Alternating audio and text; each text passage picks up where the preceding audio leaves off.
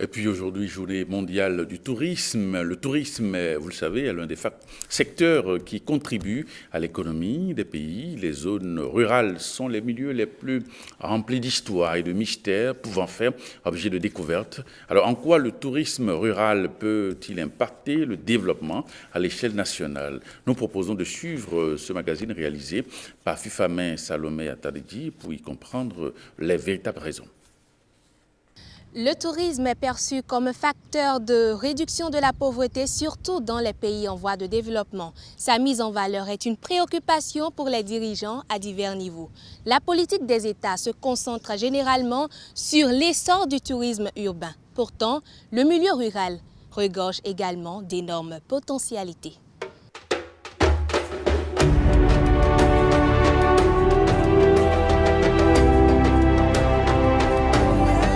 Vous amenez un touriste, il n'a pas forcément envie de voir, qui n'a pas forcément envie de voir ce qui se passe à Cotonou, parce que peut-être que chez lui, il y a beaucoup plus d'attractions urbaines et lui il veut voir la zone rurale, il veut voir comment vivent les communautés locales. Mais clairement, c'est vers cette zone-là qu'il faut amener ce touriste pour qu'il vive cette expérience. Le tourisme est susceptible de contribuer au développement rural et par ricochet d'influencer le développement à l'échelle nationale. Imaginez que vous avez plusieurs localités où on a identifié des attractions touristiques dans une communauté rurale, d'accord? Et il y a eu un accompagnement, il y a des services qui marchent très bien, des services touristiques bien sûr qui marchent très bien dans ces localités-là et que ça génère des revenus pour ces localités, plusieurs localités. Par ricochet, sur le plan national, c'est clair qu'il y a un impact sur le plan national puisque quand chaque localité grandit, c'est la nation qui grandit.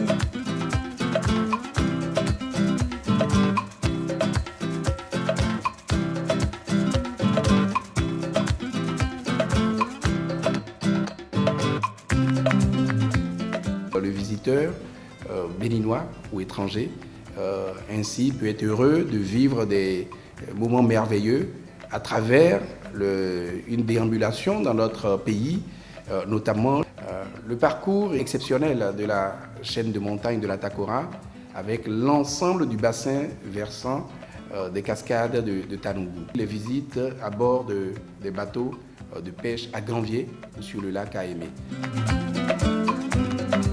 Au Bénin, on a la possibilité de pratiquer le tourisme sous plusieurs formes, notamment le tourisme culturel, balnéaire et l'agrotourisme.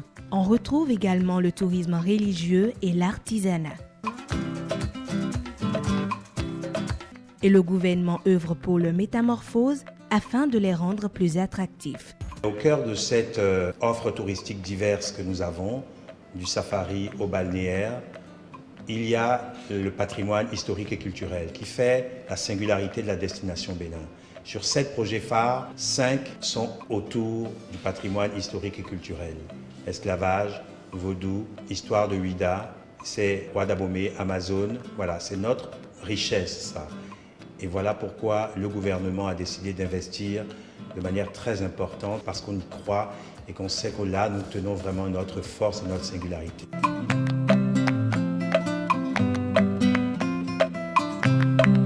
Le tourisme, la culture et les arts, jusqu'à dernièrement, n'avaient jamais été une priorité. Ça existait, tout le monde en parlait, il y avait toujours dans tous les gouvernements un ministère en charge du tourisme ou un ministère en charge du tourisme et de la culture, mais ça n'était jamais institué au rang des priorités. Et aujourd'hui, le tourisme, en lien avec la culture et les arts, sont le deuxième pilier, le deuxième axe sur lequel compte le gouvernement pour révéler le Bénin après l'agriculture. Donc c'est pour dire que depuis 2016, le tourisme est devenu une priorité. Et c'est la première fois qu'on investit aussi massivement. Plus d'1 milliard d'euros seront investis pour évidemment valoriser le potentiel touristique et culturel de notre pays. Grâce à l'engagement et aux multiples actions du gouvernement, le Bénin se révèle et se révélera davantage comme étant une belle destination touristique pour le bonheur des Béninois et des Béninoises et pour les beaux yeux des touristes qui l'accueillent et continuera d'accueillir. Ceci pour un développement non seulement rural, mais également urbain, que dis-je, de la nation béninoise tout entière.